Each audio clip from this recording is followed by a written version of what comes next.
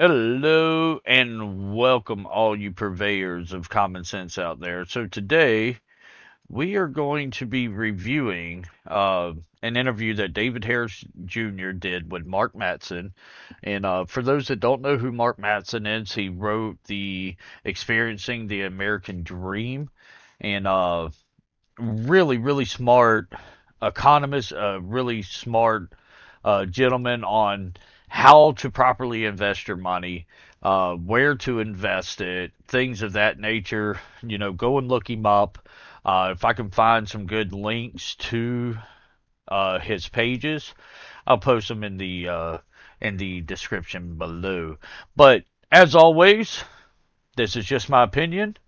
Um, this is the way I interpret things, and what we're going to be discussing today is Commie Kamala's economic policy, and we're going to go over it. We're going to go over what Mark has to say about it. We're going to go over what David has to say about it, and hopefully, this will be a moment of enlightenment for some people. So let's get into it. Harris Jr. Well, Kamala Harris has released a tax plan that is guaranteed to crash the economy. According to her campaign, Comrade Kamala will increase the capital gains tax rate from 20% to 28%, and she wants to tax unrealized gains, which are currently not taxed at all, at a rate of 25%. Friends, that's money you haven't even made yet, getting seized by the government. No wonder we call her Comrade. She's also calling for higher income and corporate taxes. So, what would it mean for your life and the country if these dangerous ideas became law? Joining me now is the author of Experiencing the American Dream: How to Invest Your Time, Energy, and Money to Create an Extraordinary Life, Mark Mattson. Mark, thank you so much for joining me this evening. Give us My your pleasure. overview. Increase capital gains tax, increase corporate tax, create a unrealized gains tax. Just spell it out for us. So let's just go back to what her policy is here. For somebody, and this is what I don't understand, and I have a lot of friends that are uh, independent, but they lean more left, and then I know a lot of people that are Democrats who are completely all on board with this. It's, oh, this is going to be great for the economy. Look, this is all based upon the premise of making the quote unquote rich pay their fair share. So let's just do an exercise here of the 512 billionaires that are in the United States. If the government was to seize every single dollar, every single one that they have in their coffers, every penny, leave no stone unturned. All your money is now the government's money. It would equate to about $2.3 trillion, which would run the United States for roughly about 8 months. So overtaxing the rich doesn't solve the solution. So what does old comrade Kamala have to do? She this you see here it says top income tax rate. Well, we need to put more people into this top income tax rate to get this 39%. We need to take more capital gains tax, which in my opinion and in Mark's opinion shouldn't be taxed at all, because this is money that's already been taxed that you've earned on top of your investments and that you have taken and reinvested into your company, whether it's through hiring more employees, whether it's through expanding the business, whether it's through creating another business off of that business to, in say, another state. This Why are we taxing capital gains in the first place? You're already taxing the money the business is earning, and now you're going to tax the profit they're earning on top of that.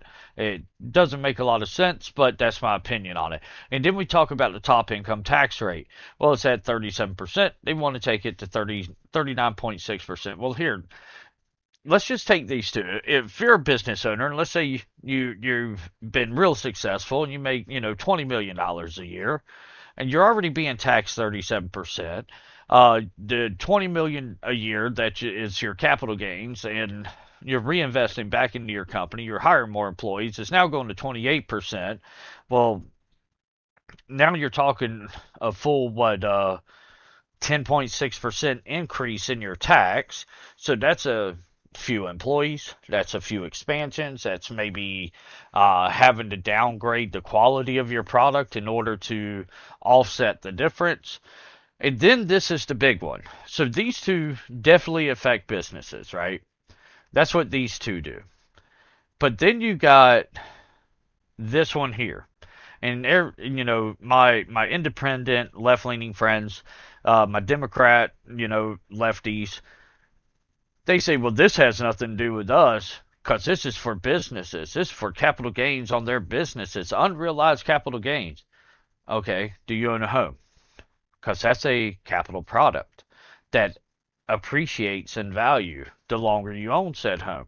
So and this is my interpretation of it. And we'll get back to the video. We're going to let Mark talk, but I want to frame this so your mind is thinking in the proper direction.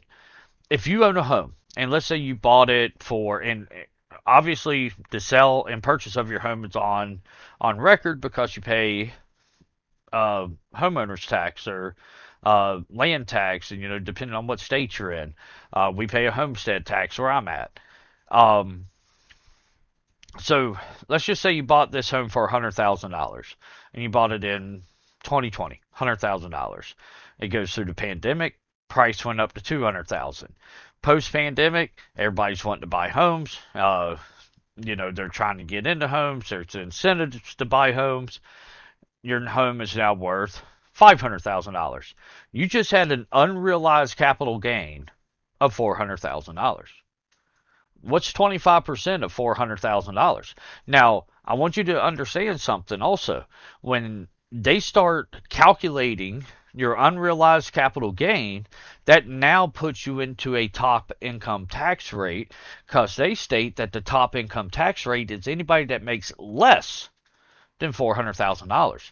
But by hitting your unrealized capital gains, it is now saying, oh, we got to tax you on that because that's what you are worth now. You haven't sold this home. You haven't taken an equity loan on your home, or maybe you have, and that's some realized gains, which you've already paid 20% on now because now you've taken the equity loan. Um, and so now on your unrealized gains, you just moved into this top tax rate of 39.6% according to them. Plus, if you sell the home, so let's actually, I'm getting ahead of myself. Let's get back to this. So now your home is worth $400,000 more. You say, man, I can sell this home for $400,000. Well, the first thing, say you don't sell it that year, you're like, but I'm going to wait a little bit, pay the mortgage down a little bit more so I can get even more money, right? So more unrealized capital gains. But let's just go with this $400,000. Anybody can see what 25% of $400,000 is. It's $100,000. So at the end of the year, the IRS is going to come knocking on your door and say, "Hey, we want our 100 grand, and you're going to have to do something to come up with this 100 grand." Well, are you going to sell the house? Well, you still got to pay the 100 grand. So if you sell it for 500,000, you already lost 100,000 here, and then you made, say, 400,000. Now it's now 300,000. You're going to have to pay 28% on top of that. So now we're paying what, a little over 53%. At this point, we're at what, 53, 52%, 53. And so now you paid 100,000 here, you paid 28% on the 300,000 that's left over, and if every other home that's comparable is 500,000, your 500,000 that you were going to make minus the 100,000 minus the 28%, which is another 100 and something thousand. So now what home are you going to buy that's comparable? Because you're sitting at about $250,000, $300,000. Not to mention, this has now become income, so you're getting hit with another 39% on top of that. Because unrealized capital gains, to tax it, you have to say, hey, this has to be their income now because that's their net worth. So that puts you in this tax bracket. You see how this works? This is what I truly, and this is all in the communist playbook. This is 100% a communist style tax plan. All right. First thing we're going to do is we're going to tax your unrealized capital gains. So now you're going to give us money for money you ain't even received, that you don't even have. And then when you can't give us that money, we're going to put a federal tax seizure on your house. And we're going to seize your home and kick you out of it. But don't worry, because we're the federal government. We don't want you to lose the home that you lived in your whole life. We're going to turn around and lease it back to you. We'll be your landlord now.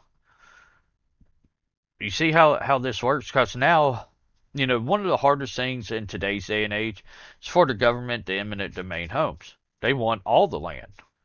They want every house to be owned by the government. At least, the Communist Party does. So it's increasingly harder and harder to justify eminent domain. So what this does is completely gets around eminent domain. All they got to do is wait for a year. I don't know too many people that I know that actually own businesses that have 300, 400, 500,000 of disposable cash just to give away. So what are they going to end up doing? Having to sell their business. Then they're paying a 28% plus a 39%. Not to mention they still owe the 25% on the unrealized capital gains tax because that's on the books now. You see how this goes? So now it gives the government an avenue to seize businesses, force them out of business, gives the government an avenue to seize private land and private home ownership, and they'll become your landlord. Don't worry, they'll lease it back to you, $1,500 a month, $2,000 a month, whatever. So you see, that's how dangerous this tax plan is. Let's get back to the video. Not taxed at all at a rate of 25%. Friends, that's money you haven't even made yet. Income and corporate taxes. So what would it mean for your life and the country if these dangerous ideas became law? Joining me now is the author of Experiencing the American Dream, How to Invest Your Time, Energy, and Money to Create an Extraordinary Life, Mark Madsen. Mark, thank you so much for joining me this evening. Give us your overview. Increase capital gains tax, increase corporate tax, create a unrealized gains tax. Just spell it out for us. What would it all mean to average Americans and to our economy if Kamala Harris was to get into the Oval Office and actually sign these bills into law? Well, I think it'd be a disaster for the American dream. I think Kamala Harris' presidency is the greatest threat to the American dream, as most people know it. Greatest it's more like to a communist democracy. dream. It is an all-out attack on capital. Look, the foundation of the American dream is capitalism, and without it, we're lost as a country. There is no middle class. There is no upward mobility. There is no visualizing a better future for you and your family. And these kind of taxes are a direct attack on that. Look, you cannot have capital gains going up right now. You need them to go down. Capital gains should actually be zero. That's money you already made and then you invested for your family's future. They're also talking about having a massive estate tax going up to 65%. So entrepreneurism is critical for the American dream. To be an entrepreneur means to grow a business from zero to 10 million, 20 million, 30 million. And they're talking about taxing that at 25% unrealized gain. And that makes you have to sell your stocks or sell your business to turn around and pay the taxes. And these are just what they're admitting. David, this is what they're admitting to. Imagine how worse it will really be if they actually get in.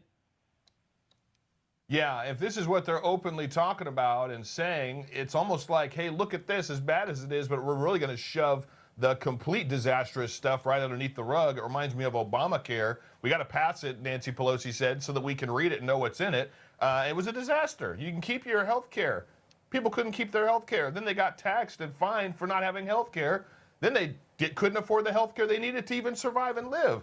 So is it too far to say that these are absolutely, without a doubt, these are just communist, Marxist ways of handling the economy to siphon the funds from the economy from the American people in order to build a bigger, badder government that basically just takes over the country. And then you have communism. Is that kind of a the whole simple idea explanation? behind socialism. Yeah, well, you're right, David. It's the whole idea behind communism and socialism. A capitalist thinks, how can I create value for other people? And then as a consumer, you choose to give them money for their products or services. A socialist or a communist doesn't think like that. They think, how can I confiscate money from others that created it and distribute it to my power base and myself? It's the foundation of the destruction of what the real American dream was all about and is about today. I don't want to be too pessimistic about. So you see, basically what I just said. And, you know, as always, my videos are unscripted. But Mark here literally just said, this is the foundation of Marxist and communism. It literally is. We are going to tax you until we seize everything you own. Then we, as the government, are going to lease it back to or allow you to live there in the exchange of, well, you know, since we're letting you live here for free, everything you make comes to us. And then we will distribute to you what we determine you need to live. Whereas capitalism, is capitalism perfect? No. Is any system of government perfect? No. But is it the best system in the world? Yes, it is. By far. Because it's exactly what he just says. What capitalism incentivizes is for somebody to make a great product that appeals to people, that people want and or need, preferably both, but at least one of the two. If people want something, they'll go buy it. And if people need something, they'll go buy it. But if you create a product that people want and need, then you have achieved the capitalistic goal. And hence, because people want your product, you need to produce more of that product. In form of producing more of that product, you have to hire more people to help you produce more of that product. You have to go out and get more vendors that produce the materials to produce said product. It becomes, and people say, well, the trickle-down effect never works. It literally works. If done properly, it works. Hey, I created this great product, but I need people to build this product. So I'm going to hire a bunch of engineers to help me build it. And the engineers need workers, so the engineers are going to now hire sub-engineers or junior engineers. So junior engineers are going to hire laborers to go out and do whatever. So me creating said product trickled down to me hiring 20, 30 engineers, hiring 50, 60 junior engineers, hiring 300 laborers or general employees. Plus I need managers for them. So that's another, 15, 20 people. And now, not only that, I need a source for the materials. So I go out and now I'm spreading my money to 5 or 6 different distributors that provide me the material. But because of the increased need of material, those distributors have now had to hire more people in order to fill my orders. You see how that works? That's capitalism. That's the American dream. You know, Henry Ford went out and built a car, right? A steam-powered horse wagon buggy, whatever the heck he called it. It was something that people didn't need at the time, but they wanted, because horses are hard to maintain. Horses are hard to keep up. But I got this car. This car is a horseless carriage. And I can get from A to B without having to rest my horse. I can get there faster. All of a sudden, it became not just a want, but it became a need. The Wright brothers invented the flying machine. They wanted to be able to fly. It turns out that the interconnectivity of the world has been built around the airplane that the Wright brothers built. That's the American dream. Thomas Edison, 100 plus failed experiments. Everybody talks about it, but you just need one. You need one successful one. The light bulb. You know? You see, and yeah, we can have the argument. Edison, Tesla, who really invented the coil, blah blah blah. Doesn't matter. The man got credit for the light bulb, whether he stole it or not. He got credit for it. Needed to provide workers, blah blah blah blah blah. Rest is history. The Edison Electric Company. There you go. Telegraph, being able to communicate long distance by telegraph, then by telephone. These are things people want and need. The American dream. You know, people that figured out glass and how to properly mass produce glass and how to reinforce glass, hang glass. They provide a service that people need. And that's capitalism, folks. So if you go with, if you want to vote for Kamala, you want to vote for communism, I can't stop you. But I hope I educated you. And this was Common Sense. And I'm the Common Sense Conservative. Hey, hit that like, share, and subscribe button. Share this video out. Let people know. Let's keep Common Sense common. I'm out, boys.